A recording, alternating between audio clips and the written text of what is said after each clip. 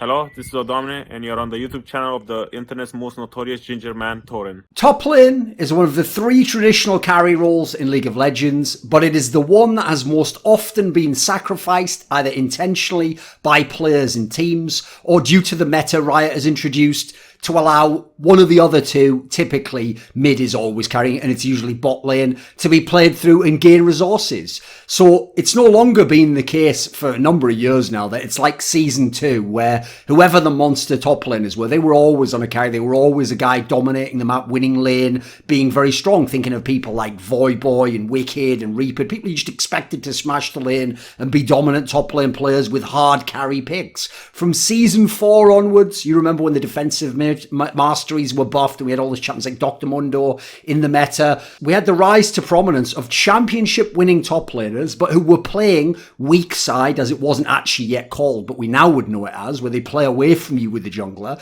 And they pretty much mained tanks and bruisers, and their style of play was sacrificial. It was to give up what would have been focused resources and picks in order to allow elsewhere on the map to be the focal point and to carry the game. Think of, classically, obviously, Impact's one of the greatest at this style, Looper and Acorn when they were the Samsung tops and the best teams in the world, and obviously eventually Worlds and LCK champions. It wasn't called LCK at the time.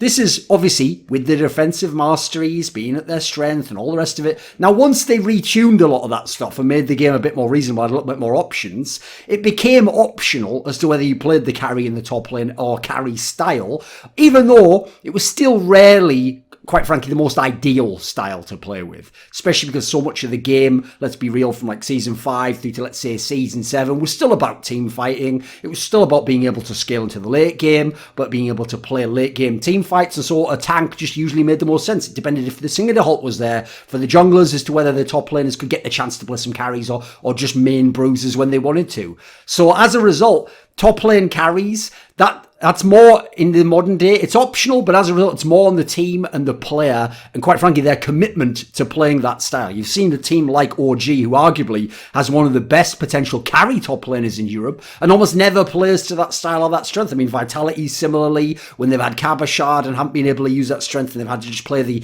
global meta, as it were. So what I came up with, one of the things I've wanted us to generally do in esports, is redefine terminology, come up with witty or memorable ways of describing things, a single term which you can imbue with meaning and people attach to. LS has done a brilliant job doing this over the years. Monty did with the whole rotations, win conditions and these sorts of things, introducing them into the lexicon. So similarly, I have one for top lane here, and the terminology is the rock and the hammer. So the analogy here is to describe the opposite ends of the spectrum, crucially it is a spectrum, of playing style, picking style, strengths of the top laner, and the focus, how much you're going to build around and play around that top laner. So to me, let's start with the rock. The rock is the sacrificial weak side player who picks the tank or the bruiser. He absorbs pressure. He tries to eke out a CS lead if he's very, very good, like an Alfari, or just stay competitive in the game. So we're thinking of names like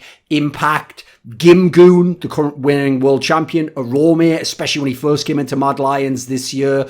Now, I named this one The Rock, both in terms of the fact that you're this steadfast piece who's just supposed to be able to absorb the blows. You're not going to necessarily be quick in the sense that you're not going to get a massive lead and dominate the whole map. And you're just going to be very sturdy. And later on, it's going to be your strength to shield the team in a sense by tanking, peeling, etc. in the team fights. That's probably what you're going to be doing. So I named this particular aspect of the spectrum in honor of Malphite. You think of a champion like that traditionally, even though that can be a carry champion. Obviously, something like Maokai fits in this range as well. So you think of like Season 5 when people used to play that champion a lot. This is the sort of role that we're thinking of. Then, though, you have the other end of the spectrum, the hammer.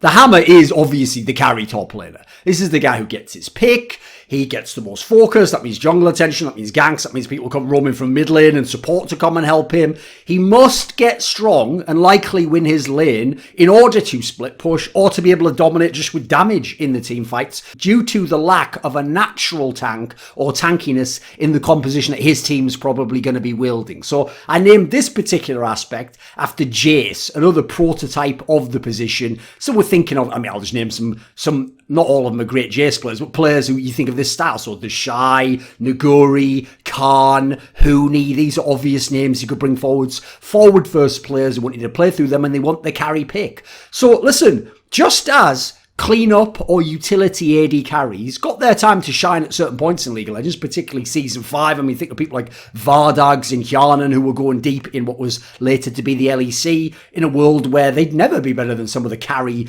AD carries that we had, but they were playing their role. Similarly, so these rock top laners have had their chance to win and to shine as well, even though, let's be real, in both roles, we often consider the Hammer players better. We often consider the Shy and Hooney better than a Rome, an Impact, etc. In the same way as for AD carry, doesn't matter how well Vardags and Hjarnan do in terms of team success, we're nearly always going to think of the Uzi's, the Forgivens, the Defts as being stronger players, better players overall, and hence why you play around them. That's a key point to acknowledge. That's why I hate it when people are ranking players in the world. And in the past, they would say like a player who was like Looper, who was just playing this rock style, was the best top laner. But it's like his style only works when you have one of the best AD carries, which they did in his team, Samsung White. They had Imp.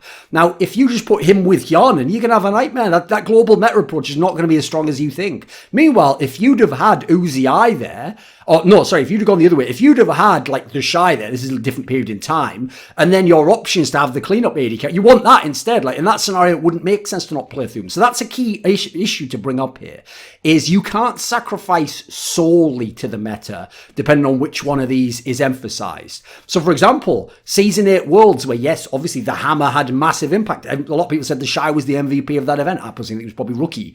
Now, the problem with that is, if you have Uzi as your AD carry and you do not have an amazing top laner, it's unlikely it's optimal to play through the solo lanes and to play away from the AD carry unless you have a super team where you have a monster top laner who can do that. And if Uzi can play himself something of the weak side. So even if for other teams in your era it's more optimal, it might not be for you. Similarly, if you have Khan as your top laner, it's optional that you can play through the bot, but it's probably not ideal, right? In that scenario, as long as you showed us, it's probably better to have people who are just amazing at being the equivalent of the rock in the bot lane, and then you can be the hammer in the top lane, as Khan was there, because in FPX right now, it's been a nightmare when they've had Khan in the lineup, even though he's almost inarguably, as an overall player, better than Gimgoon. So I think the key thing here is, once you understand this spectrum, you've got to build your teams accordingly to cover their weakness by having the right teammates and the right setup, and therefore to emphasize their strength. So just the strength gets to shine through, which, by the way, is something that will often seem counterintuitive to fans. But whenever a set meta exists where this is the most optimal thing, often the opposite or the other end of the spectrum becomes a counter, and sometimes a hard counter, that will always be effective and necessitated because of the existence of the other thing and the fact that so many other people will skew that way. In the same way as traditionally, very tactical, very set-piece orientated teams and team play oriented teams tend to be able to be defeated in very famous cases by very high skilled, very loose and very sort of intuitive on the fly super skilled teams. That can be a hard counter, even though that latter style might not be the best style for consistency and winning like maybe the former was. This video was kindly supported by Pronogo, Whattathings, Spencer Green, Soliko, Dean Tanglis, Jack Hanna, Hades, Jensen Goh, the Puyallup Tribe, JDubs, Tobias Bernasconi, Alexander Rao, and a special thanks, as always, goes out to Jerky's Minion. Would you like to suggest a topic or a guest for my content? Maybe you'd like to put a question to me in my monthly video AMA. Do you want teasers for my upcoming content? Or maybe to even take part in an online esports discussion with moi? Well, if so, put your money where your mouth is and join the Scrilluminati today in the Patreon link in the description box below.